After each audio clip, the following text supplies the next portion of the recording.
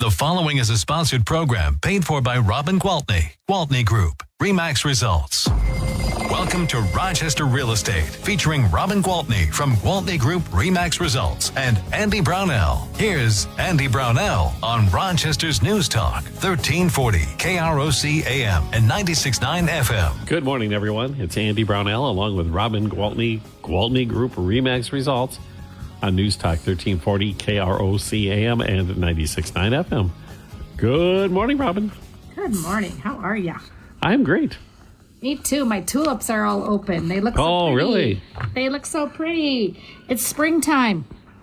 Yeah, it's funny that, it's a little cooler this weekend, but, we're looking to next week. I have buds on my again. Trees and tulips, so forget about the temperature. It is springtime. And the market is showing me because I'm working like a dog. But our idea of what's cool weather is also being modified as well. Because now when we have highs around 50, it's cool. When I'm inside the office looking out the window, I just pretend it's 80. That's if there's some sunshine out there, it's like, it's much warmer than it really is. Oh, yeah. Oh, my gosh. Yeah, it's a vast improvement from a month ago. Yes, absolutely. So, I'm just going to say this. Anybody who's telling you that this real estate market is slow, they are living under a rock, okay? And if anybody out there is worried about now not being a good time to buy a house, please call me and let me enlighten you. Because honestly, the market is hot. I have been writing offers like crazy. Literally on Friday, I wrote 3 different offers for 3 different buyers, every single one in multiple offers. So it is definitely a healthy spring market. And I mean, it's different. It's definitely different than 2021 because everybody and their mother was selling and moving because they could move up to their dream house and lock it in at 2.5% interest. So let's put the one that we have now that was our dream house last year on the market or whatever, right? Yeah. And now it's just tougher because we don't have much for inventory. I mean, we have a pretty big shortage of inventory. So the people who say, I would sell my house. I'm not as nervous about the interest rates as I was a year ago or 8 months ago when everybody told me they were going to make it to 9 or 10 or whatever nonsense they said. And so I would, but if I put mine on the market, where do I go? Because there's just nothing to buy. So sellers, if you're listening and you're thinking about selling your house, please, please, please do, because we need inventory. So as far as inventory, when you started doing this radio program with me, we talked about inventory then. And it's gotten, over this time period, even worse, right? The number of homes available. Well, like I said, when in 2021, people who weren't even going to sell their house sold their house. Yes. Just because they could move into their dream house at such low rates. So we got this plethora of short-term inventory because as fast as it was listed, it was sold. But the reason our number of sales was up is because we had something to sell. So people are saying, sales are down 5% over this time last year because we have 5% fewer homes to sell. If we had them, they would be sold. Does that make sense? Yeah, it does. It's still a seller's market. So it's nothing negative. Oh, my gosh. Yes. Yeah. That's what I'm saying. In my mind, I'm already in the process of forgetting about the pandemic years because when you're looking at statistics like housing statistics, they shouldn't count.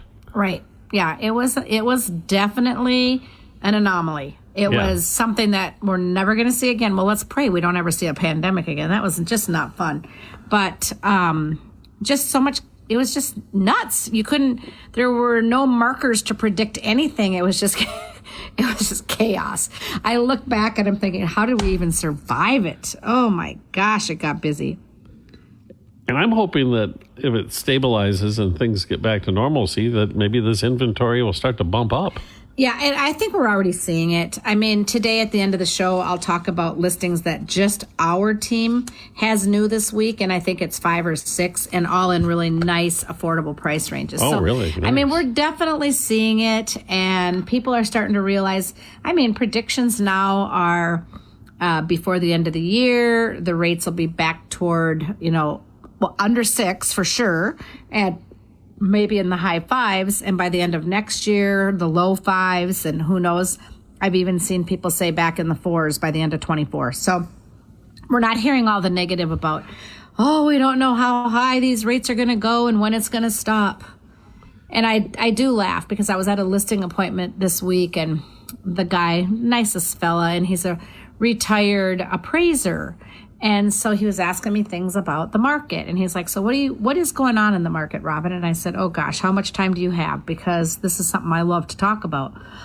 And so he said, why do you think we saw kind of a slowdown for a while and people's houses were actually sitting on the market? We had a neighbor whose house sat on the market for 5 months. I said, well, yeah, because you live in a higher end neighborhood. These homes are more expensive.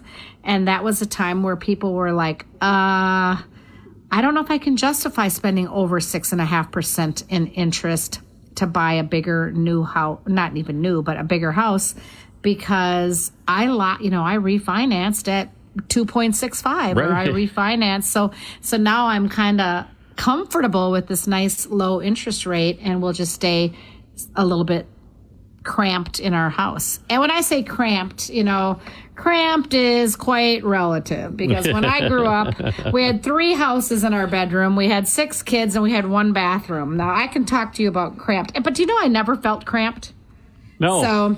So it's like I always thought we had plenty of space and never felt cramped. The fact that I shared my bedroom at times with 3 of my sisters, my sister Renee and I each had our own bed, and the twins had a bunk bed. So it was a big room. Clearly, it was one of those story and a half, so it was most of the upstairs. And we just we never felt like we were cramped together. But now people will say, oh, all 3 kids have to share 1 bathroom? I'm like, it's a classic first world problem. It's a classic first world problem. And it is funny, because I grew up in a big family as well, and I would never consider that we were cramped. Right. Isn't that funny? But if I had grown up in a house that had multiple bathrooms, I might have a different opinion on that now. Right. And the other thing is that, like you say, it's all relative. It's whatever you're used to, right? So now people are pretty accustomed. I went to the parade of homes, and a lot of the homes had 1 bathroom per bedroom. So every bedroom had their own bath. I'm like, wow, fancy. Well, when you do the listings, a lot of the homes you've described are like that now. If they have 4 bedrooms, they'll have at least 3 baths, if not 4. Right. Yeah, wow. Living it up. No, but on the other hand, when you look at the people who were locked in at 3% during the pandemic, that advantage in interest rates will wear off over time, because as that amount of principal that they have paid off grows, that interest rate matters less. And they might get the itch to move up after all. Right. Because they'll have that equity to put down on the next one, and all of a sudden 5.5%, 6% won't seem as high as what they thought it was back when they were thinking about it earlier. Well, yeah, so that's when I got to him, when I was telling this fella about how the interest rates are what kind of held people where they were, he said, what? He goes, oh my gosh, when I bought this house, if I would have gotten a 6.5% interest rate, I would have been dancing in the streets. I'm like, yeah, it's exactly. So again, it's just whatever you're accustomed to. And people better get it out of their heads that someday this 3% interest rate will return. That's probably not happening. Yeah. Well, if it does happen, it'd be terrible, because that means something catastrophic has happened. Right. So don't wish it. Yep, exactly. We don't want that back. No. Okay, well, let's take a quick break. Robin, it's Robin Gwaltney with Gwaltney Group-RE Results, and we'll be back in just a few seconds on News Talk 1340 KROC AM and 96.9 FM. We'll be right back with Robin Gwaltney and Andy Brownell on Rochester Real Estate. This is News Talk 1340 KROC AM and 96.9 FM. Welcome back to Rochester Real Estate with Robin Gwaltney from Gwaltney Group RE/MAX Results and Andy Brownell on Rochester's News Talk, 1340 KROC AM and 96.9 FM. We are back. Good morning. Robin Gwaltney, Gwaltney Group RE/MAX Results. I'm Andy Brownell, and everything we've talked about, I know we've talked about this, what's the term, ad nauseum, that this is not the 2008 housing crisis. Right. Every last piece of evidence should make that very, very clear that the negatives in the housing market right now are the result of a lack of homes being put up for sale. Exactly. We just don't. And so what are we seeing? When we were just off air, I was telling Andy about one particular listing that somebody here at RE/MAX had this week. And in a 12-hour period, they had 42 showings and 18 offers. Wow. That means there's just a whole lot more buyers for that house than there are houses, right? Yeah. So everybody has to fight over the ones that are there. So that it does make, that's a struggle. But so if you're listening right now and you're thinking, boy, we really do want to sell our house, but we're not sure about the economic conditions because you're reading the headlines. Yeah, take the message to heart. Yeah, call me. I really can enlighten you for real.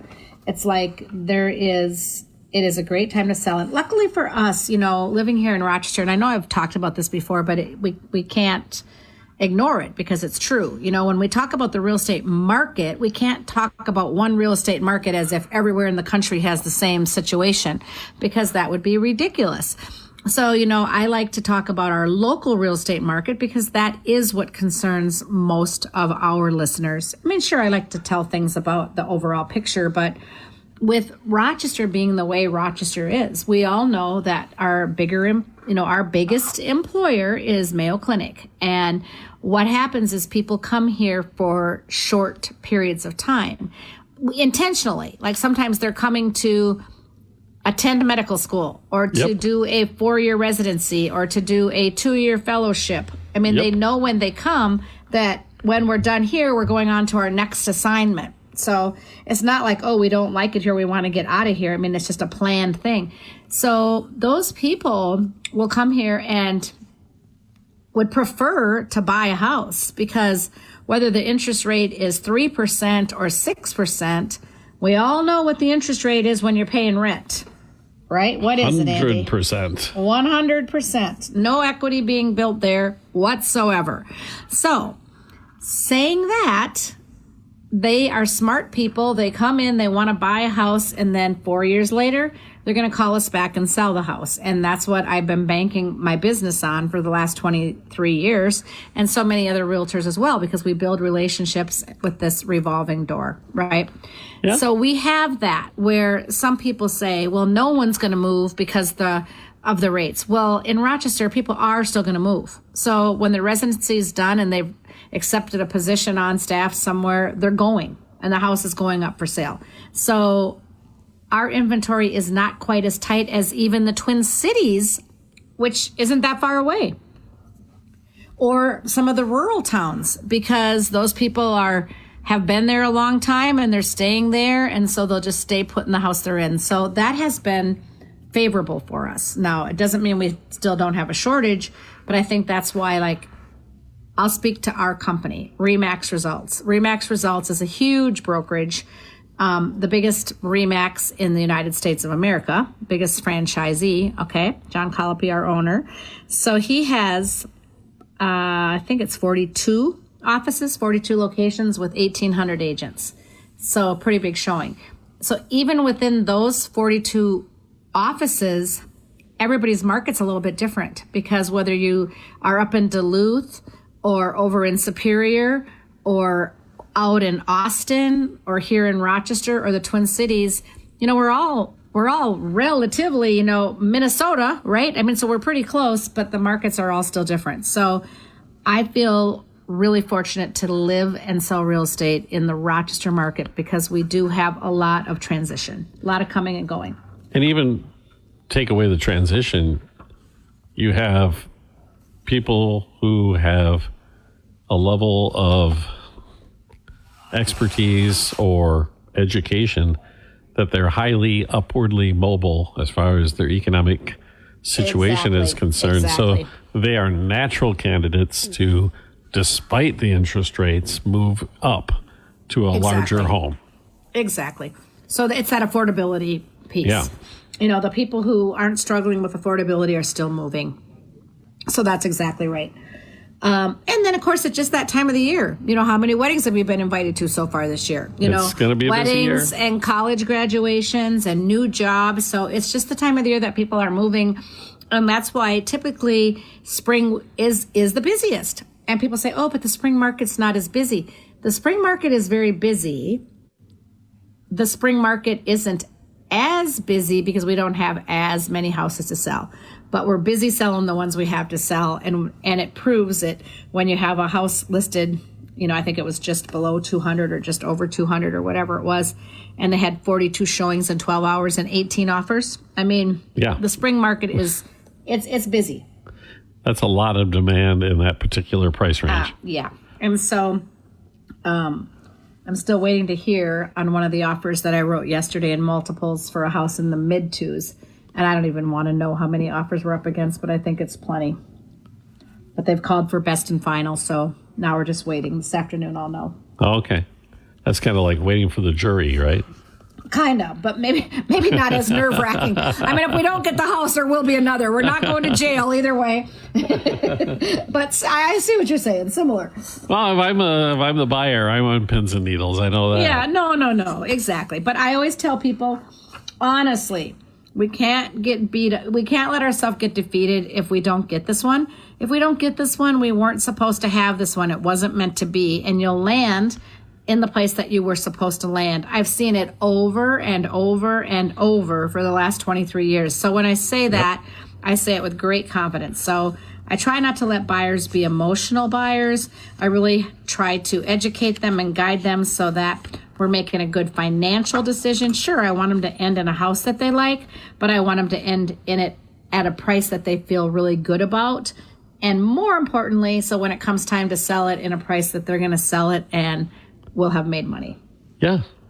I love that philosophy. I love that you have that, because I'm in agreement with you. If it didn't work out this time, it was meant to be. Yeah, we'll find one. It'll be fine. Yeah, and it will actually end up being far more to your liking than the one you thought it was such a great tragedy because you didn't get it. If you knew how many times people said, but I'm never going to find one I like this much.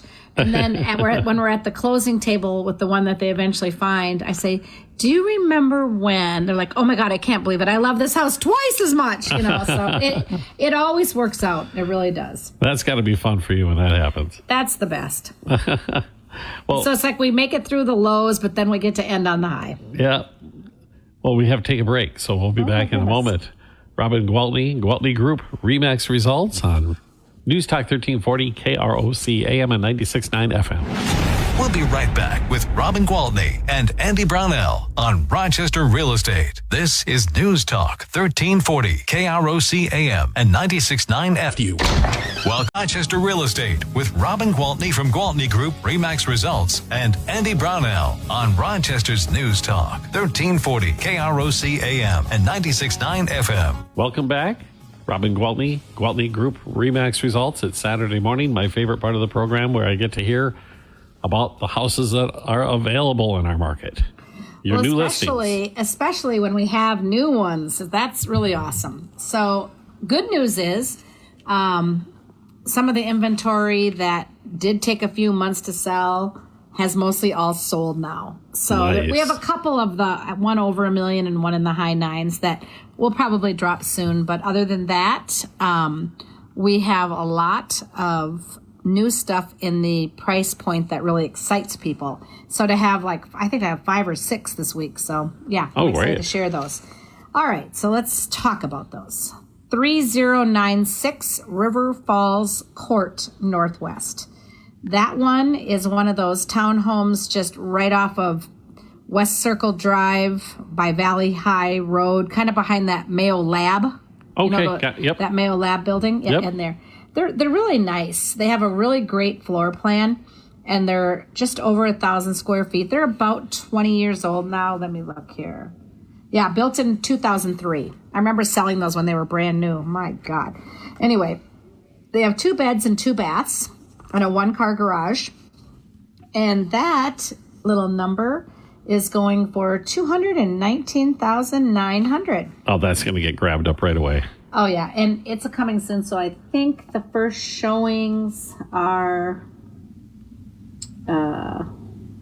next week, maybe. Okay. Maybe it's Saturday, Sunday. Maybe it's sooner. I don't know. Pay attention to Robin's website. Pay attention. 3096 River Falls Court, Northwest. And then we've got one at 1806 16.5 Street, Northwest. This one is a 3-bed, 2-bath, 1-car garage, ranch-style house, built in 1958. Got about the same amount of square footage, a little less, 1,014 instead of 1,080. It has an unfinished lower level. And this one is $239,900. Nice. Yeah, I'm excited about this. So there are affordable homes in the city. Yes. And here we have one of those Sand Cherry Place. They've been just famous for housing residents. They come and go and come and go and come and go. They're up behind that, what is the name of that, like, retirement center right on 55th Street? Kind of kitty corner from the big funeral home. Is that Franz? I know which one you're talking about. Yeah, so then right up behind there is, it's 5996, so I guess it's closer to 60th, Sand Cherry Place. And those were built about the same time as those other ones. These were actually 2004, and they are a 2-bed, 2-bath, 2-car garage, and it's $239,900. Really? Yes.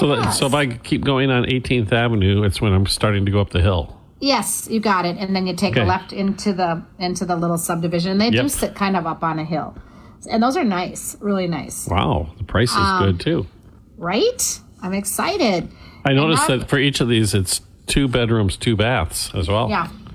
Yes. And here I have one if you want to go out of town. This one is 314 Center Street, Northeast in Preston. And this thing is really nice. It's one of those twin homes where they connect at the garages. Okay. So their common wall is between the 2 garages, and so then there's on each end there's a house. So it's pretty long, right? And it is 3 beds, 2 baths, 2-car garage. It was built in 2002. Lots of 2s going on. I want you to brace yourself because it doesn't start with a 2. 189,900. Really? 189,900. So there you go. You want some affordable living and you don't mind living out in Preston? Well, there's a lot of people commuting from Preston. My goodness. Well, yeah, it's a gorgeous place to live. So there you go. And then we have a beautiful house in St. Charles. And this one was built in 2010. And it's got 4 bedrooms, 3 baths, a 3-car garage, and it's $419,900. Nice. You know, my late uncle used to be the mayor of St. Charles. Well, there you go. For many, many, many years. Cool.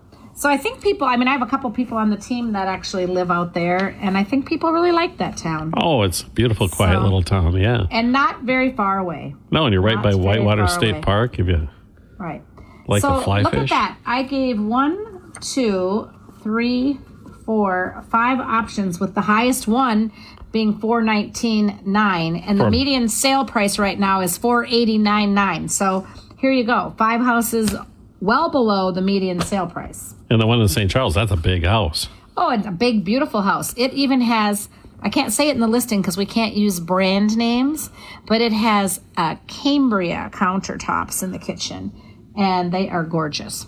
And it's a beauty. So we've got some good options. Why is it that you can't use brand names in the listings? Isn't that weird? Because they consider it marketing or advertising for those companies. So we can't say Whirlpool tub. We have to say jetted tub. Or we can't say Sub-Zero refrigerator. We have to say high-end refrigerator. That's silly. Sorry. I don't make the rules. It's all marketing. So okay. Yeah, exactly. I guess it's because we probably don't have their permission to, I don't know why. We were doing a commercial on local television during Super Bowl that was going to be aired at the Super Bowl, but we couldn't, and the Chiefs were in the Super Bowl, and we're big Chiefs fans, but you couldn't wear Chiefs jerseys in the commercial because the TV station isn't allowed to use the NFL's. I'm like, okay, this is. So that's why it's always blurred out. Yeah, we couldn't say go Chiefs. We would have to say go Kansas City. I'm like, okay, you know what? Just use our normal commercial because we're not going to make a silly commercial. So anyway, don't ask me. I don't make the rules. I just follow them most of the time. If it was the world according to Robin, you could tell us what brand it was. Okay. Exactly. So I told you on the radio. I don't know if I'm going to get in any trouble for that, but it does have Cambria countertops there. I won't tell anybody. Oh yeah, right. No one's listening. Well, Robin, so there's all these homes you have for sale listed with Gwaltney Group RE/MAX results. How do they get a hold of you? I imagine there's people listening right now. If they're not interested, they're going to call their sons, their daughters, or their nephews and tell them to check it out. I hope so. And honestly, I'm not even being sarcastic. If you are still hearing negative in the media about the market and why it's not a good time to enter the market, feel free to call me anytime. I'd love to have an offline conversation with you and really, truly try to enlighten you about why I think that's all BS. Okay? All right. So, that being said, call me on my cell phone anytime, 507-259-4926. Great. And check out the website, Gwaltney Group RE/MAX results. Robin, thank you again, and we'll talk to you next Saturday. Sounds great. Have a great week. Gwaltney Group, Robin, Gwaltney Group RE/MAX results on News Talk 1340 KROC AM at 96.9 FM.